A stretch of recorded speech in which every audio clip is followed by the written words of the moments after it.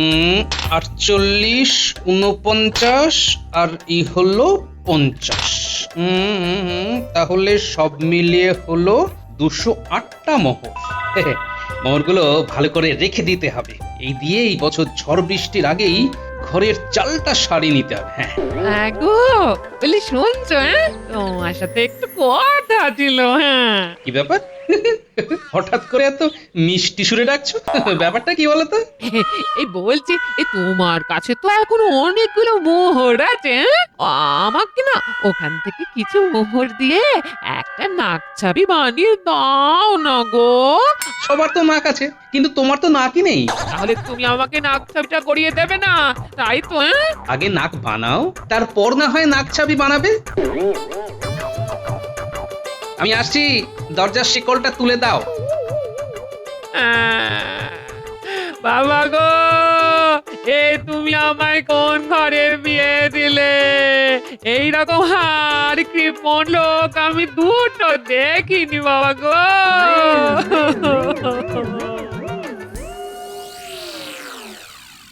রে, যা বললাম বুঝে গেছিস তো? আপনি কিচ্ছু চিন্তা করবেন না মন্ত্রীমশাই, সব একেবারে জলের মতো পরিষ্কার। সব যখন বুঝে গেছিস তখন আজ রাত থেকেই কাজে লেগে যা। তো সাবধান, কেউ যেন তোদের সন্দেহ না করে।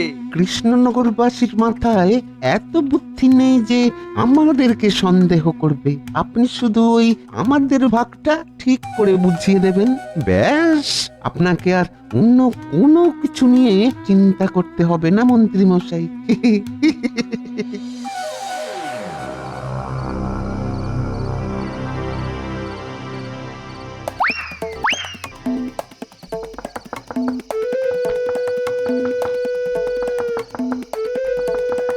কে?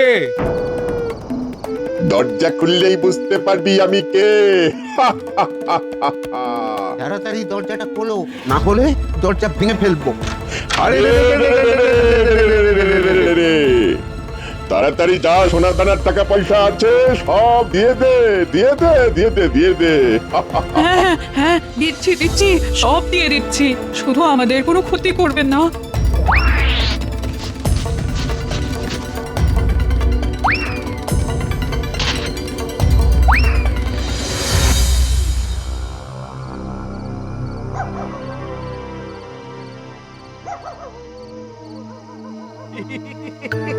ওরে বাবা, কটা কটা, তোরা তো একেবারে কামাল করে দিয়েছিস, একেবারে কামাল করে দিয়েছিস। এত সোনা রে বাবা, বাবা রে বাবা, বাবা রে বাবা। নিন মন্ত্রীমশাই, এইবার আমাদের ভাগটা বুঝিয়ে দিন। আরে আরে এত ব্যস্ত হচ্ছিস কেন? ওরা তোদের ভাগ ঠিক সময় মতো পেয়ে যাবি। নে নে, কেউ দেখে ফেলার আগে মানে মানে এখান থেকে চলে যা, যা। কিন্তু আরে বললাম তো পেয়ে যাবি, যা যা। ইয়ে মানে মন্ত্রীমশাই, আমাদের কথাটা তো একবার শুনুন। পরে পরে পরে যা হবে পরে।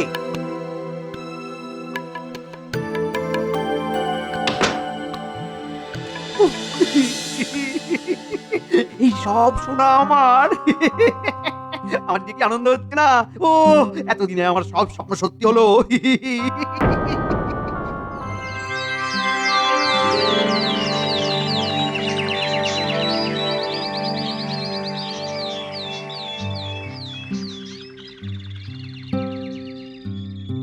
হায় হায় হায় হায়, বলি কি সর্বনাশ নেমে এলো কৃষ্ণনগরে।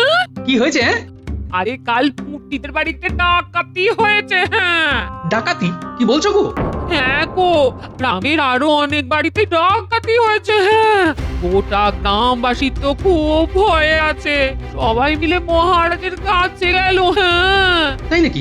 তাহলে তো আমাকে একবার রাজবাড়িতে যেতে হচ্ছে। আচ্ছা আচ্ছা, ঠিক আছে। হ্যাঁ, ঠিক আছে ঠিক আছে।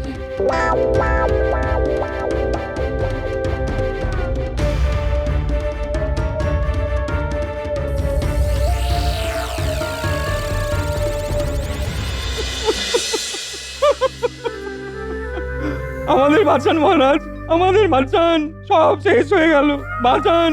মহারাজ, আমরা গরিব মানুষ, এইভাবে ডাকাতরা এসে আমাদের সর্বস্ব নিয়ে যদি চলে যায় তাহলে আমরা কোথায় যাব মহারাজ? সবার তো এখনো ডাকাতি হয়নি, কিন্তু আমার তো যেটুকু ছিল সেটাও চলে গেল।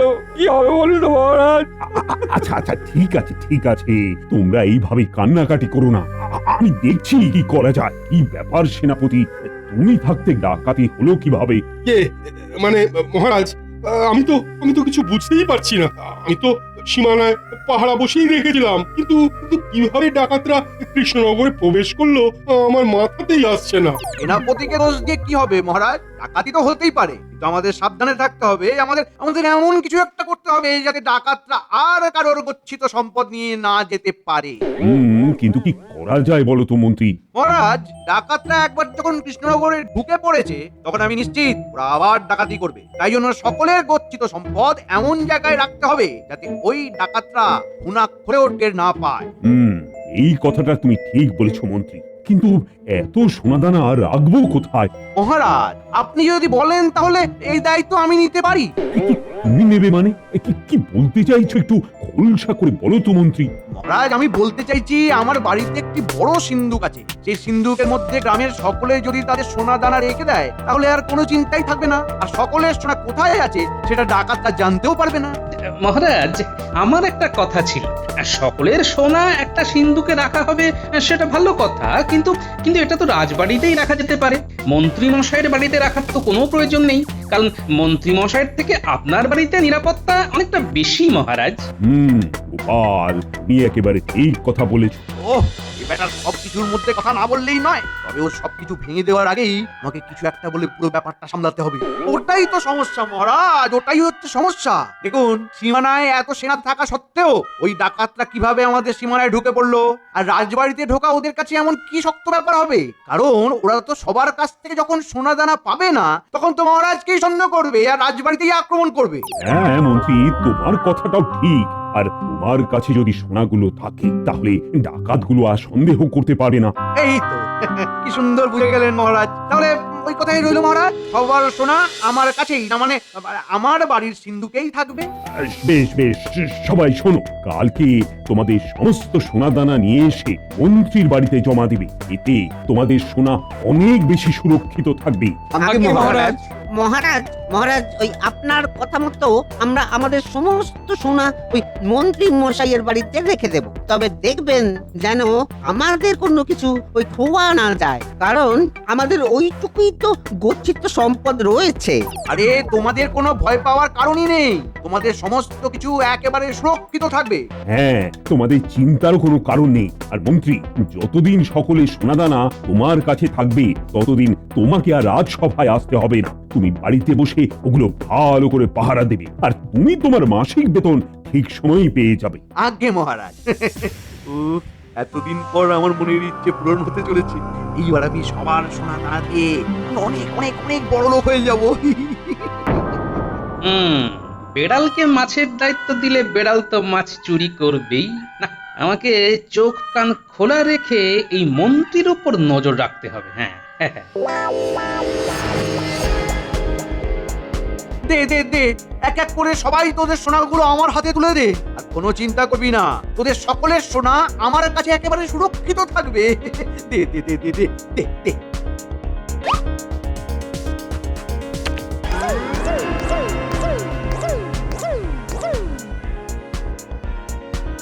বলছে আমার বিয়ের যে দুজোড়া সোনার বালা আর কানের দুলখানা আছে না, সেগুলো মন্ত্রী মশাইয়ের কাছে গিয়ে রেখে আসছি, বুঝলে?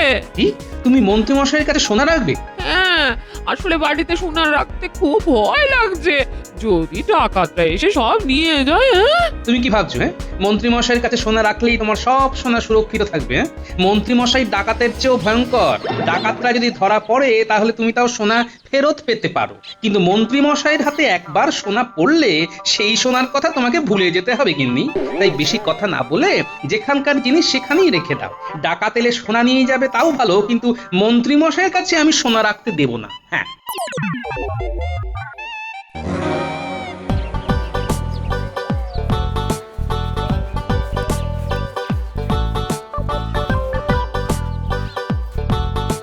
ভোলা ময়রা, তুমি এখানে? আর এদিকে আমি তোমার দোকান থেকে ঘুরে এলাম, তা হঠাৎ আজকে দোকান বন্ধ রেখেছো কেন? আর বলো না গোপাল দাদা, দোকান বন্ধ না রেখে আর কোনো উপায় নেই। হাতের পরিস্থিতিও খুব খারাপ, দোকানের জন্য ওই দুধ, ছানা, চিনি কেনার মতো অর্থও নেই। কি বলছো কি বলা? হ্যাঁ গোপাল দাদা, হ্যাঁ, তাই তো মন্ত্রী মশাইয়ের কাছে যাচ্ছি আমার ওই গচ্ছিত সোনাটা ফেরত নিয়ে আসতে। ভাবছি ওই সোনা বিক্রি করে দেবো, দোকানটাকে আবার দাঁড় করাবো। আচ্ছা আচ্ছা আচ্ছা, যাও যাও যাও, তাহলে দেরি করো না। হ্যাঁ গোপাল দাদা, আসছি।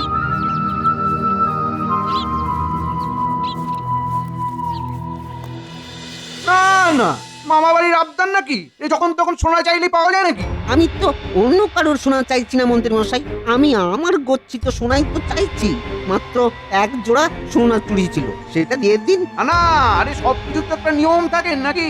তোমার ইচ্ছে হলো সোনা আমার কাছে রেখে গেলে, আবার ইচ্ছে হলো নিয়ে যাবে, এরকম তো হবে না। মন্ত্রী মশাই, আমি খুব বিপদে পড়েছি, নইলে আমি আসতাম না। দয়া করে আমার সোনার ওই এক জোড়া চুড়িগুলো ফেরত দিয়ে দিন। তো মহা মুশকিলে পড়ে গেল। এখন গয়না জোড়াটা ফেরত না দিলে যদি এই ভোলা ময়রা আবার মহারাজের কাছে গিয়ে নালিশ করে, এইভাবে সোনা হাতছাড়া করা যাবে না, করা যাবে না। না না না না না, তাহলে কি করি কি করি? হ্যাঁ, পেয়েছি। ওই ভোলা ময়রার সোনার চুড়ির মতো আমার গিন্নির এক জোড়া সোনার জল ধরানো চুড়ি আছে, ওটা গুছিয়ে দেবো, তাহলেই তো সব ঝামেলা মিটে যাবে। আচ্ছা ঠিক আছে, তুমি দাঁড়াও, আমি আসছি, তোমার সোনাগুলো নিয়ে আসছি, দাঁড়াও। আচ্ছা মন্ত্রী মশাই। এই যে তোমার কাছে সোনার জল ধরানো এক জোড়া চুড়ি ছিল না?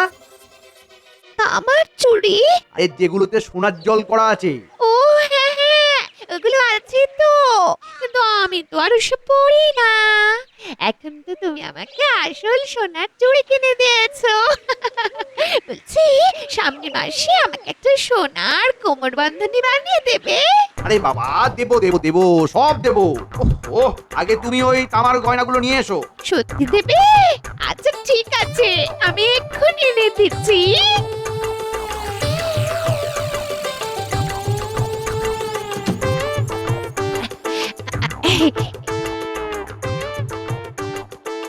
এই নাও, কিন্তু এগুলো দিয়ে তুমি কি করবে? আমি পরে বসে থাকবো। হয়েছে, শান্তি, এবার যাও যাও, নিজের কাজে যাও, যাও।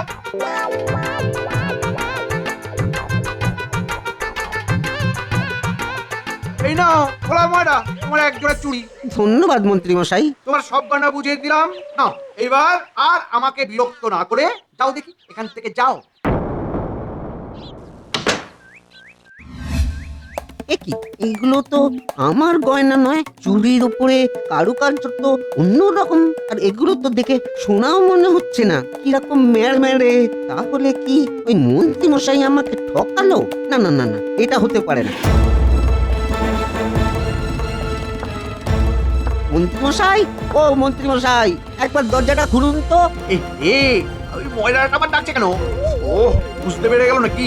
না না না না না, আমি দরজা খুলবো না, আমি দরজা খুলবো না। মন্ত্রী মশাই, ও মন্ত্রী মশাই। আরে তো মহা জ্বালা না, দরজা না খুলে দেখতে উপায় নেই। মশাই, ও মন্ত্রী মশাই। কি কি হয়েছেটা কি? হ্যাঁ মন্ত্রী মশাই, এগুলো তো আমার গয়না নয়, আর এগুলো দেখে তো সোনা মনেই হচ্ছে না। এই একদম মিথ্যা কথা বলবে না, এইটাই তোমার গয়না। যাও যাও এখান থেকে। বিশ্বাস করুন মন্ত্রী মশাই, এটা আমার গয়না নয়, আপনার কোথাও একটা ভুল হচ্ছে। আমার কোনো ভুল হচ্ছে না, এটাই তোমার গয়না, আমার স্পষ্ট মনে আছে। তুমি আমাকে ফাঁসানোর মতলব করলে কিন্তু খুব বড় ভুল করবে। বলা, যাও যাও এখান থেকে যাও। মন্ত্রী মশাই তো আমাকে পুরো পথে বসিয়ে দিলেন, এইবার আমি কি করব? কোথায় যাব? গোপাল, হ্যাঁ গোপাল, গোপালই একমাত্র আমাকে এই বিপদ থেকে উদ্ধার করতে পারে। আমি বরং এই গোপালের কাছেই যাই। কি বলছো কি ভোলা ময়রা? মন্ত্রী মশাই তোমাকে সোনার গয়নার বদলে এই গয়না ফেরত দিয়েছে? তবে আর কি বলছি গোপাল দাদা, তুমি একটা কিছু ব্যবস্থা করো, না হলে আমি যে একবারে পথে মারা যাব। আহা না না, এইভাবে বলো না, আমি দেখছি কি করা যায়। তবে তার আগে মন্ত্রী মশাইয়ের থেকে সকলের গয়না ফেরত আনতে হবে। ভোলা ময়রা, চলো আমার সাথে। মন্ত্রী মশাই,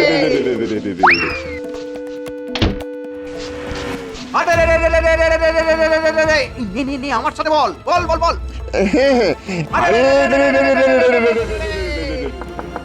দরজা খোল, এই, খোল দরজা দরজা, খোল। দরজা খোল। গো গো, ওঠো ওঠো না, ওঠো ওঠো ওঠো। আরে কি হয়েছে কি এত রাতে আবার ডাকাডাকি কেন? ওই দেখো, ডাকাত ডাকাত এসেছে, ডাকাত ডাকাত। আরে সত্যি তো, তাহলে গোপালের বাড়িতেও ডাকাত পড়লো।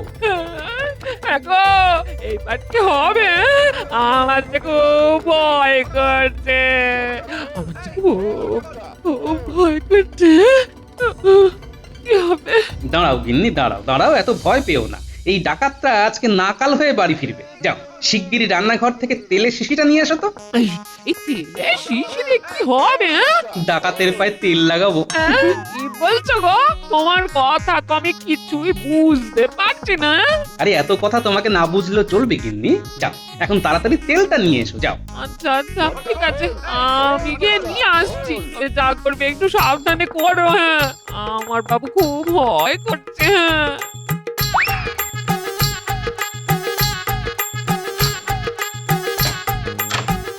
দরজা খোল, খোল দরজা, খোল। খোল দরজা, এই তো তেল চলে এসেছে।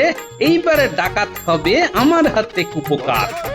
খোল দরজা, খোল।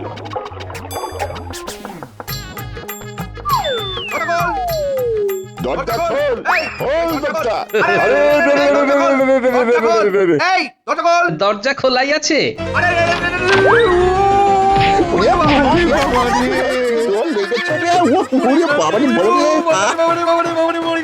আরে মন্ত্রী মশাই, আপনি? তার মানে আপনি বটা ঘটাকে সাথে নিয়ে ডাকাতি করছেন? গোপাল গোপাল আরে কে কোথায় আছো গো? শিগগির এসো, দেখো দেখো দেখো গোপাল কেমন ডাকাত ধরেছে দেখো।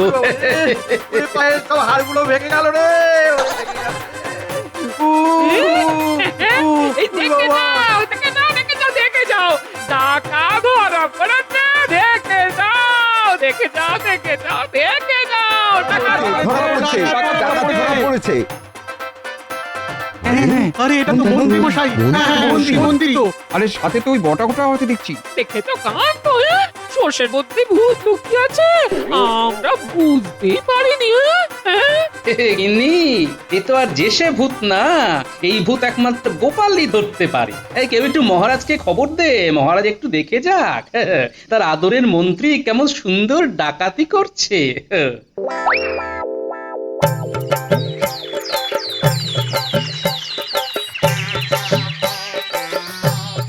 দিন মন্ত্রী মশাই দিন। গোপাল গোপাল, তোমার বাড়ি থেকে তো আমি ডাকাতি করিনি, তাহলে তুমি কেন আমার থেকে দুয়ানা সোনা নেবে?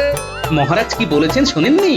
গ্রামের সবাইকে আপনাকে সোনা দিতে হবে, তাই এই সুযোগ আমি ছাড়ি কিভাবে? আচ্ছা ঠিক আছে ঠিক আছে ঠিক আছে, এই নাও এই নাও। ধন্যবাদ মন্ত্রী মশাই।